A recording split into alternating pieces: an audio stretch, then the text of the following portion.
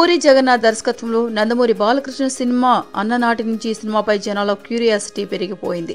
పూరి జగన్నాథ్ గత 2 ఏళ్లలో 4 utter flop సినిమాలు తీసినప్పటికీ ఈ సినిమా మీద మాత్రం మంచి అంచనాలే ఉన్నాయి. ఇందుకు కాంబినేషన్ క్రేజే కారణం.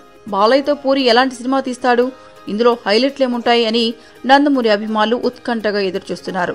సినిమా మొదలైనప్పటి నుంచి దీని విశేషాలేంటన్నది బయటకు రాలేదు. అయితే ఇప్పుడు బాలయ్యే ఇందులోని హైలైట్ల గురించి మాట్లాడాడు.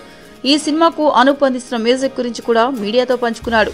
ఇంతకీ పైసా వసూలు గురించి బాలయ్య ఏమన్నాడంటే, పూరి జగన్నాథ్ నేను ఒకటే టైపు, ఇద్దరం బాగా కలిసిపోయాం. ఆయన క్లారిటీ ఉన్న డైరెక్టర్, ఆర్టిస్టులను చక్కగా ఉపయోగించుకుంటూ చకచకా షూటింగ్ చేస్తారు. మా తొలి కాంబినేషన్ మీద ఇప్పటికే చాలా అంచనాలు ఉన్నాయి. వాటన్నిటిని మించేలా ఈ సినిమా ఉంటుందని ఖచ్చితంగా చెప్పగలను. ఒక సినిమా ఎలా ఉండబోతుందన్నది షూటింగ్ చేస్తున్నప్పుడే తెలుస్తుంది.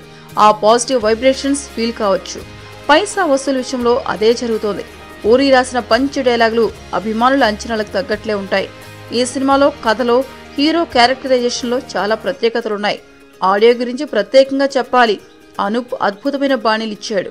నాన్నగారు నటించిన పాపులర్ మూవీ జీవిత చక్రంలోని కంటి చూపు చెబుతోంది, కొట్టె నవ్వు చెబుతోంది, మోగ మనసుల మాట ఓ పిల్ల అనే పాటను రీమేక్స్ చేశాం. ఆ పాటను అందరూ ఎంజాయ్ చేస్తారు. అలాగే నేను తొలిసారిగా ఓ పాట పాడా, అది ఆకట్టుకుంటుంది. ఇంకా ఐటెం సాంగ్, మాస్ సాంగ్ ఉన్నాయని బాలయ్య చెప్పాడు.